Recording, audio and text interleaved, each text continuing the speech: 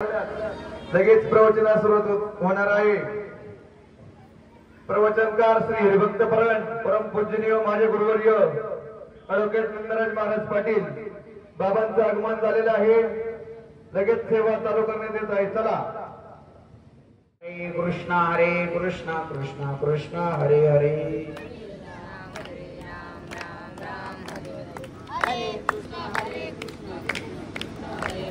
हरे राम राम राम हरे हरे।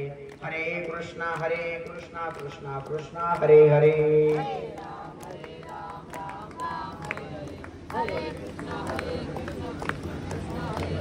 हरे राम राम राम हरे हरे। हरे कृष्णा कृष्णा कृष्णा हरे हरे।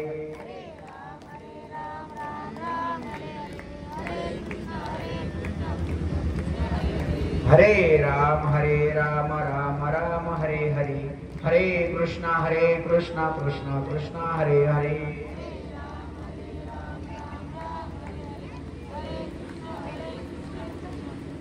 जय जगद्गुरु तुकाराम महाराज, छत्रपति शिवाजी महाराज की, धर्मवीर संभाजी महाराज की, बोलो रे भाई सब संतन की जय।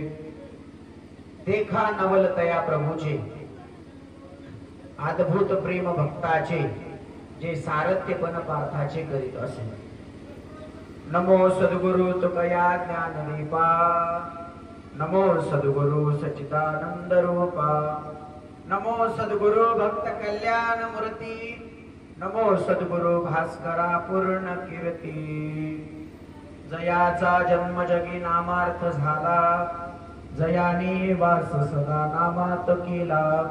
जयाचे मुखी सदा नाम कीर्ती, विसरू कसा मी ब्रह्म चैतन्य मूर्ती। मज हृदयी सद्गुरु, जेने तारिलो हा संसार गुरु। मनोनी विशेष अत्यादरो विवेकावरी, जैसे डोळा अंजन भेटे, ते वेळी दृष्टीची फाटा फुटे। मग वास पाहिजे तेथे प्रगटे महानिधी। धन्य जन्मभूमी जिथे जन्मलो मी, धन्य कर्मभूमी जिथे वाढलो मी। धन्य अलंकापुर भूमी जिथे ज्ञान पावित झालो आम्ही। धन्य महाराष्ट्र शिवरायांची भूमी, जिच्या इथून पुढे सदैव पडू कामी। पुंडलिक वरदा हरी विठ्ठल श्री ज्ञानदेव तुकाराम पंढरीनाथ भगवान की जय। देखा नवलतया प्रभूचे अद्भुत प्रेम भक्ताचे, जे सारथ्यपण पार्थाचे करीतो असे। प्रस्तुत प्राप्त प्रसंगी, प्राप्त समयी, प्राप्त स्थळी प्रवचन रूपी सेवेसाठी जी ओवी आपल्या समोर मी वाचवली, ऐकवली, श्रीमंत श्री ज्ञानोबाराय यांच्या अखिल विश्वाला पावन पतित करणाऱ्या भावार्थ दीपिका ज्ञानेश्वरी या ग्रंथातील अत्यंत गोड बोली आपल्या भक्ताची पाठराखण करण्यासाठी भगवान परमात्मा काय करत नाही या आशयाची ओवी आपल्या सेवेसाठी या ठिकाणी मी उपस्थित केली आहे। सेवेला सुरुवात करण्याआधी प्रधान कर्तव्य वक्त्याचा आहे थोडासा पर्याय।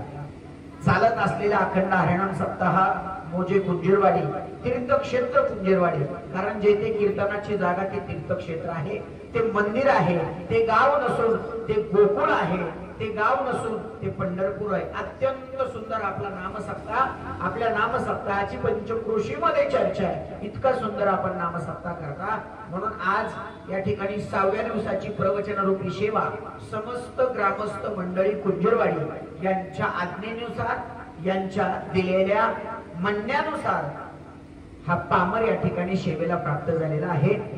अत्यंत सुंदर या ठिकाणी ओवी मी प्रवचन रूपी सेवेसाठी निवडली। ऐका। ज्ञानोबराय अर्जुनाचं वर्णन करत असताना कुरुक्षेत्रावरचं वर्णन आहे। जर ज्ञानेश्वरी तुम्ही वाचली तर त्यामध्ये तुम्हाला लक्षात येईल, जशी जशी अंतकरणाची वृत्ती अर्जुनाच्या, जसं जसं अंतकरण अर्जुनाचे, तशा ओव्या या ठिकाणी तुम्हाला ज्ञानेश्वरीत पाहायला मिळतील। सुरुवातीचा काळ जर पाहिला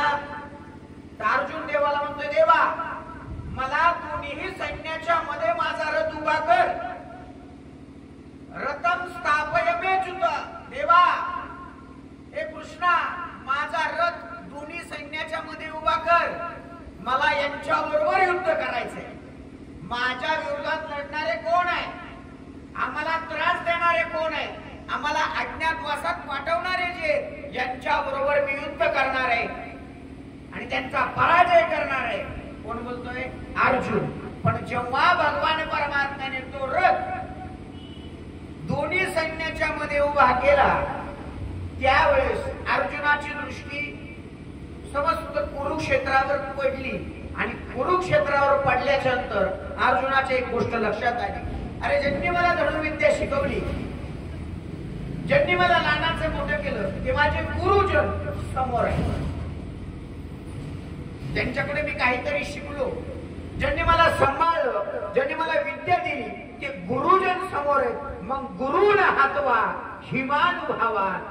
जर माझ्या गुरूंची हत्या केली तर मी गुरुच्या हत्या करणाऱ्या पातकाला मी प्राप्त होईल. म्हणजे गुरुच्या हत्या मी करू शकत नाही. एक.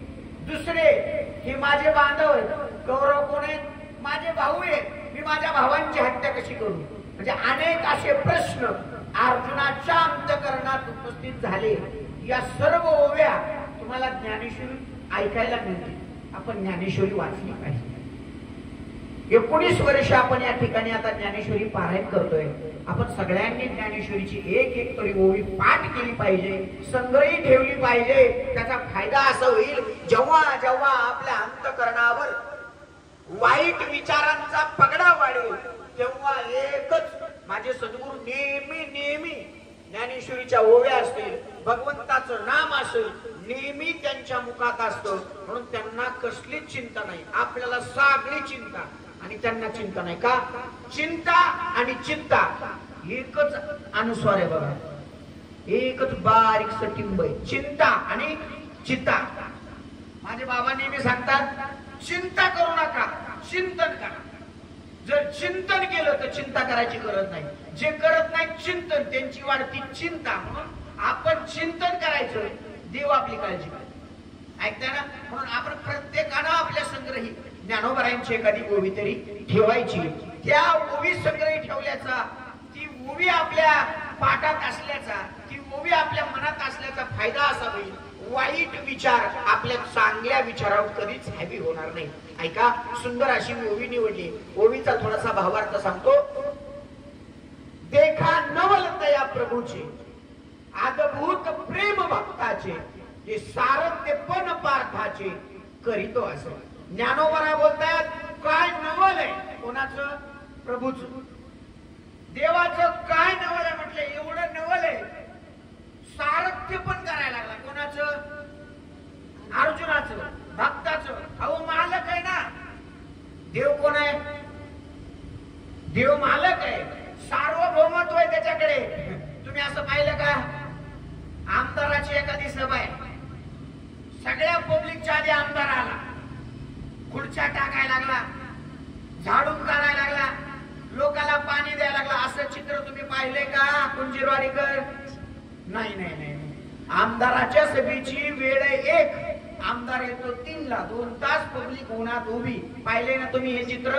आता हे बाजूला जाऊ द्या, इथं उलट झालंय. हे नवल आहे. अहो देव आहे, देव आहे देव. पण देवाने काय केलं? सारथ्य पण केलं. देखा नवल तया प्रभूचे, हे देवाचं नवल आहे. काय नवल आहे? सारथ्य पण करतोय आपल्या भक्तांचं. अर्जुनासाठी काय नाही झाला हा प्रश्न आहे. बरं, भक्तासाठी काय नाही झाला हा प्रश्न आहे. काय केलं नाही देवानं? जर तुम्ही अभंग पाहिला, उच्च नीच काही नेणे भगवंत, तिष्ठे भाव भक्त देखुनिया, दासी पुत्र कन्या विदुराच्या बक्षी, दैत्या घरी रक्षी प्रल्हादाशी. देवाने काय केलं नाही? काय झालं? युद्ध करायचं नाही, शांतीदूत म्हणून देव आहे. काय म्हटलंय? युद्ध करायचं नाही, युद्ध होऊन द्यायचं नाही, शांतीदूत म्हणून. तसं पाहिलं तर युद्ध याच बाबाला करायचं. युद्धाचा मेल सूत्रधार हाच आहे, पण हाच शांतीदूत होऊन आला. मला भाव तुम्हाला काय सांगायचं आहे का?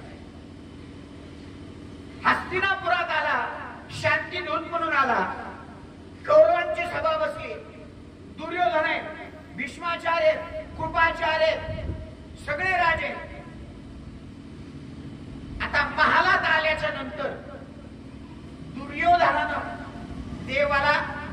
जेवायचं आमंत्रण दिलं. कशाचं? जेवायचं आमंत्रण दिलं. देवा पंचपक्वान्नाचं जेवण आहे, सोन्याच्या ताटात जेवण आहे. कशाच्या? पत्रवाडीवर नाही, सोन्याच्या ताटात जेवण आहे. चांदीच्या वाटीत तूप आहे, तूप. चमच्यावर नाही, चांदीच्या वाटीत तूप आहे. पंचपक्वान्न जेवायला. देवा तुला चतुर्भुज होऊन खावा लागेल एवढे पदार्थ आहेत. म्हणजे कोणत्या वेळेला काय खावं एवढे पदार्थ आहेत. पण ऐका ना गड्या हो, एवढे पदार्थ असून, एवढी सुख सुविधा असून, एवढं ऐश्वर्य संपन्न जेवण दुर्योधनाचं असून माझा देव एक सेकंद सुद्धा तिथं थांबला नाही. का? कारण जिथं धर्माचं पालन नाही, जिथं भक्ताविषयी देवाविषयी करुणा नाही, तिथं देव थांबत नाही. लक्षात येत आहे ना? मग देव विदुर काकाच्या घरी गेले. राजाचा महल सोडला. बहुधा राजाच्या महलात देव असेल का नाही हे मला सांगता येत नाही, पण गरीबाच्या झोपडीत नक्की देव असेल ही गोष्ट लक्षात घ्या. माझी भूमिका लक्षात घ्या. विदुर काका कोण? झाडलोट करणारे. थोडक्यात त्याला आपण नौकर म्हणून आताच्या काळात. अशा काळात त्या हस्तिनापुरात नौकराचं काम करणारे किंवा थोडस चांगली नीती सांगणारे विदुर काका, चांगले नियम सांगणारे विदुर काका, एक नौकर म्हणलं तरी हरकत नाही, अशा नौकराच्या घरी जेवायला गेले. पटल का बरं तुम्हाला हे?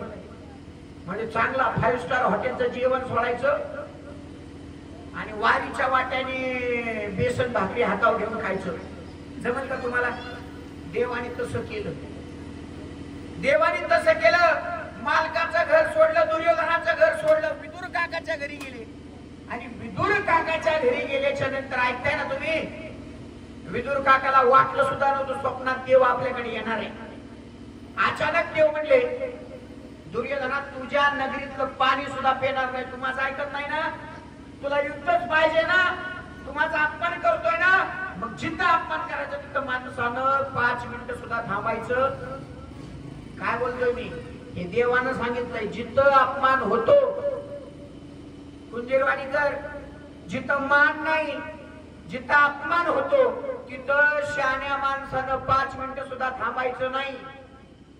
हे शास्त्र आहे. देव 5 मिनिटं सुद्धा थांबले नाही. हे म्हणले मी विदुर काकाच्या घरी जाऊन जेवण करणार. ऐकताय ना तुम्ही? विदुर काकाच्या घरी देव गेले. ऐका ऐका, अचानक विदुर काकाने सांगितलं देव यायले. देव यायलेत हे कळाल्याच्या नंतर विदुर काकाच्या पत्नीनं संपूर्ण झोपडी शेणाने सारवली. देव येणार आहे, त्रिलोक्याचा मालक येणार आहे, सार्वभौम राजा येणार आहे, अरे देव येणार आहे. संपूर्ण झोपडी शेणाने सारवली, सगळ्या रांगोळी टाकली, देव आले. आणि देव आल्याच्या नंतर प्रकार असा घडला सज्जनानो, बसायला टाकलं होतं देवाला. काय बोलतो मी? लक्ष आहे ना माझ्याकडे? देवाला बसायला टाकलं होतं, तीच त्या आसनावर बसली, देव खाली बसली. बसायला कोणाला टाकलं होतं? आपल्याकडे पाहुणे आल्यावर पाहुण्याला बसायला टाकतात आणि आपण खाली बसतो. इथं उलट झालं. देव आले या आनंदात ती स्वतःला विसरली, देवाला बसायला टाकलं, त्याच्यावर ती बसली. याच्या पुढे ऐका, काहीच नाही घरात, देवाला भूक लागली, देव जेवायला आलाय म्हणून तिने केळी देवाला घेतली खाण्यासाठी. केळी ऐकताय ना तुम्ही? केळी देवाला घेतली. देव असे पुढ्यात बसले, ती आसनावर बसली, तिने ते केळ घेतलं, केळ सोडलंय, गाभा आपण घेतला आणि त्या केळीची टरफली देवाला दिली. वास्तविक गाभा देवाला द्यायला पाहिजे, पण टरफली दिली देवाला आणि गाभा. पण ती केळाची साल सुद्धा बा आवडीनं खाल्ली आणि काय देवाच्या डोळ्यात पाणी आलं. ऐका ऐका, एवढंच नाही, हे तर झालं केळाचं, पण घरी काय बनवल्या माहिती का? कन्या बनवल्या, कन्या. काहीच नाही हो, गरीबाची झोपडी, काहीच नाही, देव आला पण खायला काही नाही. कन्या बनवल्या, कन्या. या कन्या देवाने आवडीनं खाल्ला. सज्जना हो, मला सांगायचं हे, भक्तासाठी तो काय करत नाही. मोठेपणाचा अवडंबर नकोय, मोठेपणा नकोय. अरे भक्त त्याला आवडतात, ते भक्त कशीही असू द्या. देवाला सगळ्यात जास्त प्रिय जर कोण असेल तर भक्त, आणि भक्त होता अर्जुन. म्हणून देखा नवलतया प्रभूची. अर्जुनाचा रोम रोम कृष्ण कृष्ण म्हणत होता, रोम रोम. जसं माझ्या तुकोबरायांचा रोम रोम विठ्ठल विठ्ठल म्हणायचा, तसा रोम रोम अर्जुनाचा श्रीकृष्ण जय कृष्ण, श्रीकृष्ण जय कृष्ण, एवढं प्रेम देवावर अर्जुनाचे. म्हणून स्वतः सारथी झाला, सारथी. बरं सारथी का झाला याच्या मागचाही फार मोठा इतिहास आपल्याला माहितीये, पण 2 मिनिटात स्पर्श करू. देव झोपले, युद्ध ठरलं, युद्ध करायचंय. सुईच्या टोकावर बसल एवढं सुद्धा राज्य मी पांडवांना देणार नाही. हे कोण बोलले? कौरव बोलले. पण कौरव कोण आहेत? भाऊच आहेत ना, भाऊच आहे. पण सुईच्या टोकावर बसेल एवढं सुद्धा राज्य आम्ही पांडवांना देणार नाही. आणि जेव्हा आपल्या हक्काचं मिळत नाही तेव्हा युद्ध करायची ही नीती भगवंताची. कळतंय ना? प्रत्येक गोष्टीला शास्त्र आहे. हक्काचं मिळत नाही, युद्ध करा, संघर्ष करा, घ्या. हा धर्म आहे. प्रत्येक गोष्टीला धर्म आहे. माझा तो विषय नाही. मुद्द्याकडे या. देव झोपले, युद्ध करायचं ठरले. मग आता युद्ध करायचं म्हटल्यावर मेन प्रवृत्ता कोण आहे? देव आहे. मेन देव आहे. मग शिष्टाई देवाने केली आहे. मग आता युद्धाचा नियम आहे, आधी देवाकडे जाऊन नियोजन करायचं. दुर्योधनाला आल्या बरोबर देवाच्या डोक्याजवळ बसला. आता बसावं कुठे हे बी कळायला पाहिजे. शिष्यानं गुरुच्या पायाजवळच बसलं पाहिजे, कारण ती शिष्याची जागा आहे. भक्तानं देवाच्या पायाजवळच बसलं पाहिजे, ती भक्ताची जागा आहे. लक्षात येते मी काय बोलतोय? संतांच्या पायाजवळ बसलं पाहिजे, आईच्या पायाजवळ बसलं पाहिजे, बापाच्या पायाजवळ बसलं पाहिजे. ऐका कुंजीरवाडी, आपल्यापेक्षा ज्येष्ठ ज्ञानाने वयाने श्रेष्ठ असलेल्या माणसा जर समोर बसली तर त्यांच्या आपण पायाजवळ बसलं पाहिजे, त्यांच्या उच्च आसनावर बसलं नाही पाहिजे, कारण तो त्यांचा अपमान. दुर्योधन आला, दुर्योधन आल्याबरोबर डोक्याजवळ बसला. अर्जुन आला, अर्जुन आल्याबरोबर देवाच्या पायाजवळ बसला. देव उठले, देवाने उठल्या उठल्या पहिले नजर माणसाची कुठे जाते? असं पायावर जाते का? म्हणून पायाजवळ बसा. चरणानं सोडी, का न सोडी? कारण तुझी नजर चरणावर आहे. माणूस झोपेतून उठला की डोक्याकडे बघतो, पाठीमागे पाहतो, पहिले पुढे पाहतो, पुढे पाहतो. पुढे कोण दिसला? अर्जुन. अर्जुनाला विचारलं, अर्जुना तू कधी आला? पाठीमागून दुर्योधन म्हणला, पहिला मी आलोय. पहिला कोण आलोय? एकटा जण मी आलेलो. अर्जुन आत्ता आलाय. बर दुर्योधना तू आधी आला ना, काय इच्छा आहे? ते म्हणले आम्ही दोघं आलो, युद्ध करायचं ठरलंय, युद्धच करायचंय, पण तुमची वाटणी करायची. काय म्हणलं? तुमची वाटणी करायची. सगळं ठरलंय, सगळं ठरलंय, युद्ध करायचं ठरलंय, पण तुमची वाटणी करायची. देवाने सांगितले, हे बघ दुर्योधना, माझं 18 अक्षौहिणी सैन्य एका बाजूला, घोडदळ असेल, हत्तीदळ असेल, पायदळ असेल, चक्रवर्ती सम्राट असतील, हे सगळं सैन्य एका बाजूला, मी एकटा एका बाजूला. काय म्हटला देव? मी एकटा गडी एका बाजूला आणि 18 अक्षौहिणी सैन्य, घोडदळ, पायदळ, हत्तीदळ, सगळं सैन्य एका बाजूला. एका पारड्यात मी, एका पारड्यात माझं सैन्य. 18 अक्षौहिणी ते पण. बर एवढंच नाही, दुर्योधना पुढचं असेल, मी शस्त्र हातात धरणार नाही, मी शस्त्र हातात धरणार नाही, मी काहीच करणार नाही, मी निवांत बसून राहीन. लईच काम पडलं तर 1-2 गोष्टी चांगल्या सांगत. दुर्योधन म्हणला, लय घाट्याचा सौदा झाला. देवाला घ्यायला परवडत नाही, कारण सैन्य घेतलं तर 18 अक्षौहिणी सैन्य आहे ना, मग देव घ्यायची काय गरज आहे? मला देवा तुझं सैन्य पाहिजे, तू नाही पाहिजे. इथंच दुर्योधनाचा पराभव आहे. लक्षात येते ना? देव मागा, बाकी सगळं येत. देव मागायचा, बाकी सगळं येणार. मला सांगा, अख्खं जग आता मुळे बाबा, म्हणजे इशारा कळतो तुम्हाला. अख्खं जग, तुम्ही सुद्धा, मी सुद्धा, सगळेची सगळे, फार लहान पोरला जरी 5 रुपये काढून दिलं तर ते पैसे घेते. एखादं पोरग आपल्याकडे येत नसेल, नोट काढा त्याच्याकडे द्या, पैसे वाढणार पण आपल्याकडे येणार नाही. हाय का नाही सगळ्याचा अनुभव? पैसे फ्री आहेत त्याला, त्याच्या हातातल्या वळा घेत सोडणार नाही ते, त्याला कळत काय नाही, पण पैसा फ्री. प्रत्येक या पृथ्वीवर जन्माला आलेल्या माणसाला पैसा प्रिय. आता याच्या पुढचं बोलतो. पैसा प्रिय, पैशाला लक्ष्मी म्हणतात. पैशाला काय म्हणतात? लक्ष्मी. ती लक्ष्मी जर आपल्याकडे यावी अशी वाटत असेल ना, तर त्या लक्ष्मीचा नवरा आहे नारायण. तो नारायण आपला. लक्षात येते ना तुमच्या? नारायण जर आपला केला तर लक्ष्मी त्याच्या मागे येणारच आहे ना. लक्ष्मी त्याच्या मागे येणारच आहे. काय झालं? नारायण आणि लक्ष्मीच्या मुळे बाबा भांडण झालं. लक्ष्मी म्हणली तुम्हाला कोणी जवळ धरीत नाही, सगळे मलाच जवळ धरले, सगळ्यांना मी प्रिय, मीच प्रिय. नारायण तुम्ही कोणाला, देव कोणालाच लागत नाही, मीच प्रिय. अहंकाराने लक्ष्मी तावतावानी बोलायला लागली. देव म्हणले खरंय तुझं, कलीचा प्रादुर्भाव वाढलाय, कलियुग वाढले, सगळ्याला पैसे पाहिजेत, सगळ्याला लक्ष्मीच पाहिजे, देव नाही पाहिजे. पण असे काही माणसं आहेत की देवालाच पाहिजे, पैसे त्यांना पाहिजेची गरज नाही. ते म्हणले नाही नाही नाही नाही नाही, मीच लागते सगळ्याला, तुमची गरज नाही. ते म्हणले असं म्हणले मग एक डेमो देऊ का? म्हणले द्या. एकाच प्रेत निघालं. काय निघालं? प्रेत निघालं. प्रेत गडगंज श्रीमंत त्याचं निघालं प्रेत. प्रेत निघाल्याबरोबर लक्ष्मीने वरून पैसे टाकले. काय टाकले? नाही टाकणार म्हणा, पण टाकले म्हणा दृष्टांत.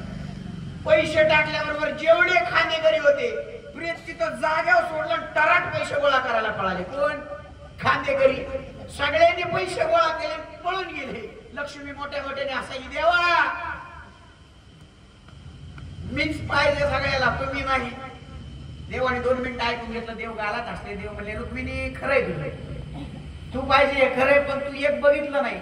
खांदेकरी 4 जण घेऊन पळाले पैसे, पण जे झोपलंय ते उठलंच नाही.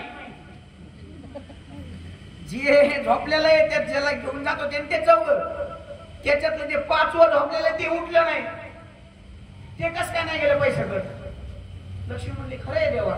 मग लक्ष्मी ऐक, तू जरी सगळ्याला प्रिय असशील, पण ज्याच्या हृदयात मी, त्याला तू प्रिय. ज्याच्या हृदयातून मी गेलोय, ज्याच्यातून मी निघून गेलोय, तो तू काय, संसार काय, काहीच त्याला लागत नाही, कारण तो राहिलेलाच नाहीये.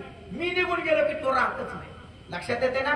मग देव पाहिजे, देवाच्या व्यतिरिक्त दुसरं नाही पाहिजे. तुकोबारांच्या जीवनात देव आहे, आपोआप सगळं घडलं ना. ज्ञानोबारांच्या जीवनात देव आहे, बाकी सगळं घडलं. प्रत्येक संत महात्म्याने देव आपलासा केला. देव एक धैला चित्ती, आम्ही रखुमाईचा पती. चित्तात तो धरला, बाकी सगळं काम. तुकोबारायचा अख्खा संसार देवाने केला गड्या हो. बाळांतपण केलं माझ्या चोकोबारायांच्या पत्नीचं. कुणी? देवानं. काय नाही केलं? घोडी धुतली, बाळांतपण केलं, खुरपू लागला सावता महाराजांना, गाडगे बनू लागला गोरोबा काकांना, सगळे काम केले. त्याच्या पुढे बोलू का? कबीर मोमीन, लतीफा मुसलमान. अहो कबीरांना, लतीफा मुसलमान नावाच्या संतांना मांस विकू लागला, मांस. अजून काय करायचं? अजून काय करायचं सांगा? एवढी कामं केली देवानं. का? त्यांनी देव आपलासा केला. तसा अर्जुनाने देव आपलासा केला. दुर्योधन म्हणला मला तू नको, मला सैन्य पाहिजे. आणि मग अर्जुनाला विचारलं, अर्जुना तुला काय पाहिजे?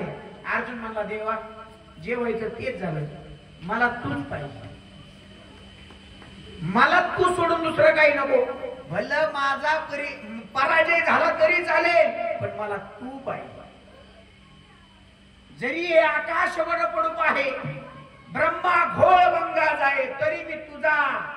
देवा मी तुझाच आहे, तू मला पाहिजे, तुझ्या व्यतिरिक्त काही नको. आणि मग ऐका, देवा अर्जुनानं देवाला घेतल्याच्या नंतर ज्ञानोबा राय बोलतात, काय नवल आहे त्याचं. लगाम हातात धरला, घोडे धुतले, नुसते घोडे नाही धुतले, नौकर सांगून तसं मालक करायला लागला. अर्जुन म्हणायचा, देवा रथ पुढे घ्या. देव रथ पुढे घ्या. देवा मला कर्ण दिसत नाही, कर्णाच्या पुढे घ्या. देव कर्णाच्या पुढे. प्रसंग असा घडला म्हणजे बाबा अर्जुनाचं आणि कर्णाचं युद्ध चालू आहे. सामान्य नाही कर्ण सुद्धा. या एकाएकाची जी मनोव्यापार हे विश्वची होय संवारे. हा एकला कृपाचार्य, एकाला कर्ण न पुरे एकलाच. हा एकलाच कर्ण पुरणार नाही. इतकं ताकदवान तो कर्ण आहे. सामान्य नाही कर्ण. सूर्यपुत्र आहे, सामान्य नाही. अर्जुनाला हरवणारा जर कोण असेल तर तो कर्ण आहे. फक्त एवढंच आहे, त्यांनी अधर्म स्वीकारला. अन्न अधर्माचं खाल्लं म्हणून पराजय झाला. म्हणून कोणाच्या घरचं खावं याला पण शास्त्र आहे. हो,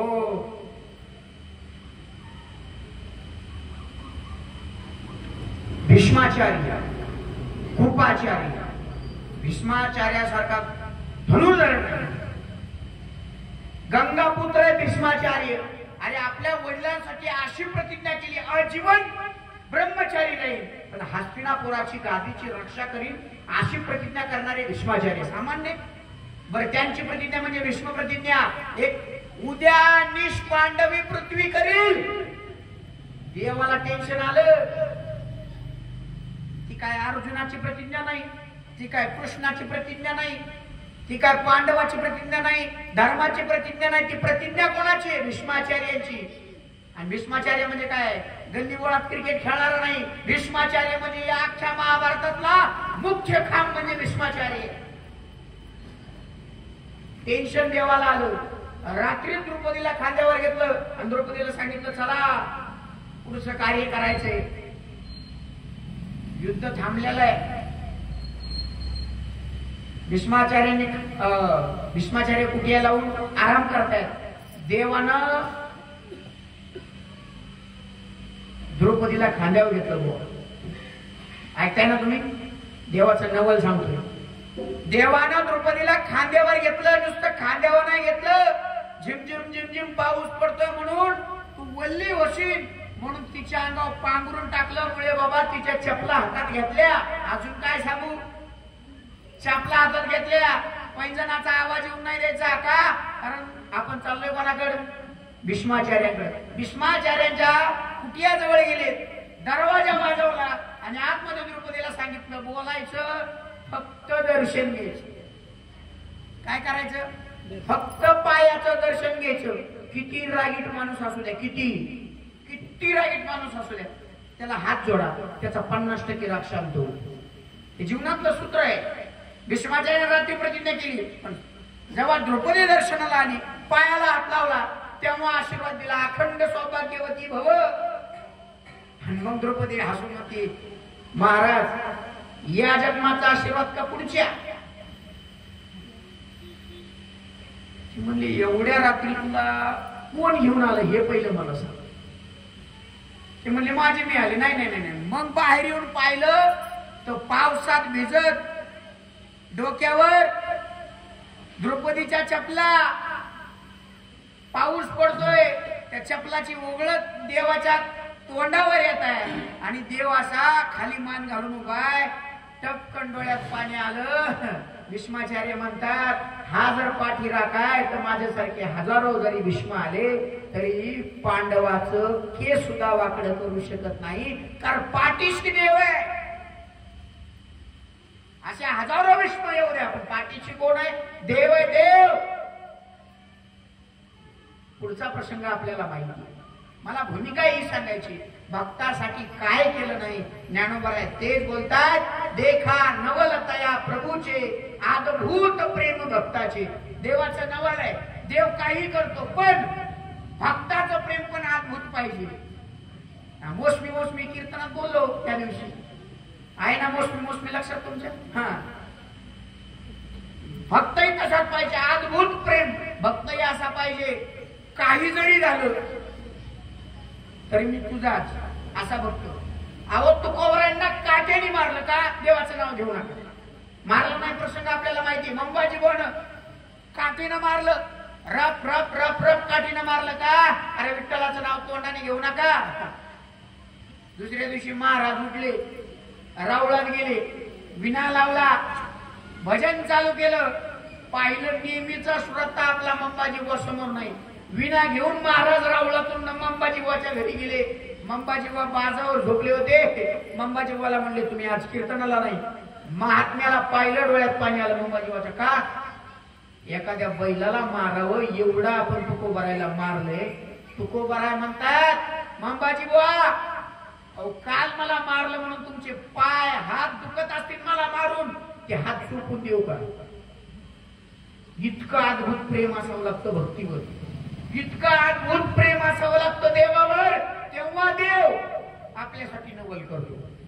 आता तुम्ही एवढं प्रेम केलं भक्तांनी, कोणी कोणी प्रेम केलं आता तुम्हाला लई दृष्टांत सांगितले असते, पण माझी वेळ आपल्याला हरिपाठपणा सुंदर घ्यायचा आहे. किती प्रेम केलंय भक्तांनी देवावर, तेव्हा देवाने त्यांची कामं केली. देवाचा स्वभाव आहे आधी घेतो मग देतो, असा देवाचा स्वभाव आहे. ऐका, अद्भुत प्रेम भक्ताचे, सारथते पण पार्थाचे करीतो असे ज्ञानोबा बोलतात. देवाचं एवढं नवल आहे, त्या अर्जुनाचं सारथ्य पण केलं, नुसतं सारथ्य पण केलं नाही. ऐका ऐका, जिथं जिथं कृष्ण आहे आणि जिथं जिथं पार्थ आहे तिथं विजय निश्चित आहे. यत्र योगेश्वर कृष्ण यत्र पार्थो धनुर्धरा तत्र श्री विजयो भूतीर ध्रुवा नितीर मितीर ममः. गीतेचा सगळ्यात शेवटचा श्लोक आहे बाबा, बरोबर ना? यत्र योगेश्वर कृष्ण, जिथं कृष्ण आहे जिथं पार्थ आहे तिथं विजय निश्चित आहे. का? कारण देव तिथे तिथं विजय आहे. म्हणून आपण देवाचे आहोत, देव आपला आहे. आपल्या अंतःकरणामध्ये देवाविषयी संप्रदायाविषयी अनेक अनेक अशी आपली अशी भावना अशी धारणा असली पाहिजे की या जगामध्ये या चराचरामध्ये तो आहे, ही भावना आपल्या अंतःकरणामध्ये असेल. एक दिवस निश्चित तो माझ्यावर कृपा करील, जसं अर्जुनावर कृपा केली, ज्ञानोबरायांवर कृपा केली, माझ्या तुकोबरायांवर कृपा केली, त्याच पद्धतीची कृपा देवाने माझ्यावर करावी. म्हणून देवाला नेहमी नमस्कार करा, देवाचं नेहमी अंतःकरणामध्ये चिंतन करा. एक दिवस निश्चित तो आपल्याला भेट दिल्याशिवाय राहणार नाही. यथामती यथावकाश या ओवीचा मथित अर्थ मी आपल्या समोर मांडण्याचा प्रयत्न केला. या सगळ्याचा सारांश एकच आहे, देवाची भक्ती केली, देवाचं पूजन केलं, देवाचं नामस्मरण केलं, देवाचं चिंतन केलं तर देव आपल्यावर आलेले संकट सुद्धा स्वतःवर घेतो. म्हणून देवाचं भजन करा, या ओवीचा मथित अर्थ आहे. म्हणून झालेली प्रवचन रूपी सेवा समस्त ग्रामस्थ मंडळी कुंजेरवाडी यांच्या चरणावर समर्पित करतो. माझे जन्मदाते आईवडील त्यांच्या चरणावर समर्पित करतो. त्यांच्याकडे मी शिक्षण घेतलं, माझे गुरुवर्य यांच्या चरणावर समर्पित करतो. इकडे श्री विठ्ठल रुक्मिणी मंदिर आहे, माझ्या देवाच्या चरणावर समर्पित करतो.